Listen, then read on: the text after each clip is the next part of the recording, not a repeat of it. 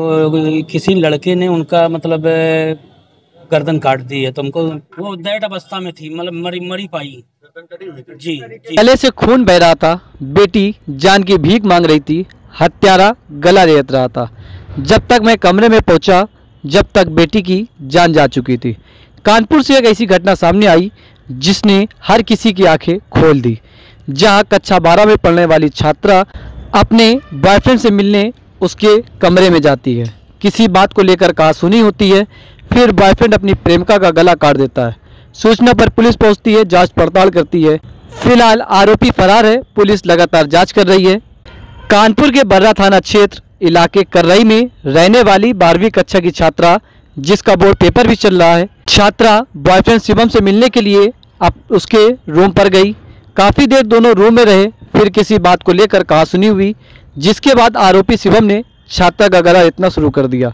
छात्रा अपनी जान की भीख मांग रही थी, दर्द से कर्रा रही थी, लेकिन बॉयफ्रेंड शिवम का दिल नहीं पसीजा। जब घटना की जानकारी क्षेत्र में फैली तो सनसनी मच गई। मानो माँ की ममता और पिता का प्यार 10 मिनट में चकनाचूर हो गया। जिस माँ बाप ने बेटी को पाला, उसकी शादी के अरमान देखे एक पल में टूट गए। मृतका के पिता शिव गुंजन ने बताया कि उनकी पत्नी का फ़ोन आया कि बेटी के गले से खून निकल रहा है, जल्दी घर वापस आ जाओ। पिता ने बताया कि बेटी सहेली के साथ कपड़े लेने गई थी। बेटी को मौका मिलते ही शिवम के कमरे में पहुंच गई। जब मौके पर पहुंचे तो बेटी खून से लथपथ थी और शिवम नाम का लड़का फरार था। फिलहाल पूरे मामले में पुलिस जांच कर रही है। शुक्ला, आज ये घटनाक्रम हो कैसे जानकारी हुई थी और क्या अभी तक आपको जानकारी मिली? दोपहर करीबन वही 2:30-3 बजा होगा, तो मेरी मैडम का फ़ोन आया, बोले वो देखो छवि ने ऐसा ऐसा कर लिया है। तो हमने कहा क्या हुआ? बोले वो किसी लड़के ने उनका मतलब गर्दन काट दी है। तो हमको कैसे मालूम हुआ? बोले वो दीक्षा साथ में गई थी, एक लड़की दीक्षा है, सामने घर के मकान के सामने रहती है, तो वो आई होगी। वो दोनों लोग कपड़े लेने, कल है शादी वहीं पे मोहल्ले में किसी, तो इस वजह से फिर वो यहाँ उन्होंने कपड़े वपड़े लिए। बोले 10 मिनट दीदी रुको, 10 मिनट में अभी हम आ रहे हैं।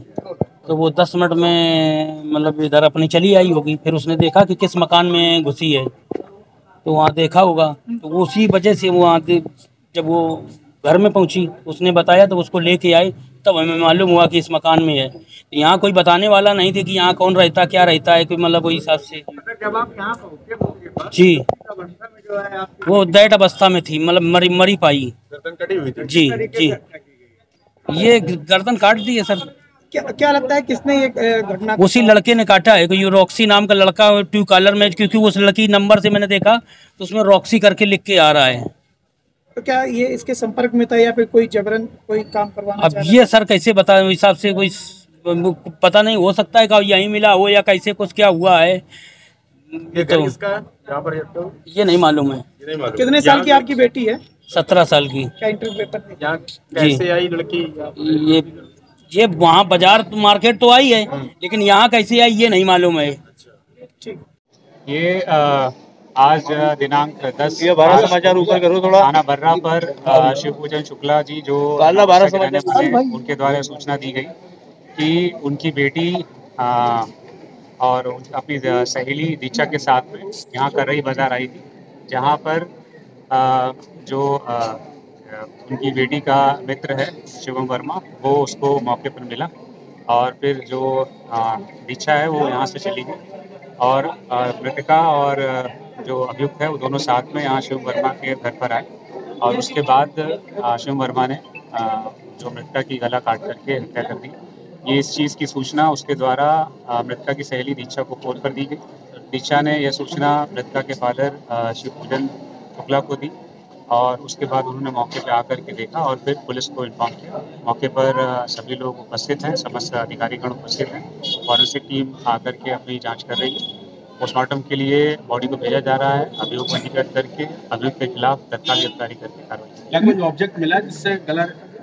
अभी फील्ड यूनिट मौके पर अपना कार्य करेगी और उसके बाद जैसी जानकारी होगी आप लोग। प्रथम हत्या कर अभी इसके बारे में उनके पिताजी को भी आइडिया नहीं है, लेकिन चूंकि लास्ट में मृतका जो अभियुक्त के साथ देखी गई है तो प्रथम दृष्टया इसी आधार पर उन्होंने तहरीर में उसका नाम लिख के दिया है। गिरफ्तारी के बाद आगे की चीज़ें हत्यारोपी के बारे में कुछ जानकारी हो, कहाँ रहता था, क्या करता था यहाँ पर रहकर? कर रही बाजार में रहता था, इतनी जानकारी हुई है। मूलतः फतेहपुर का रहने वाला है।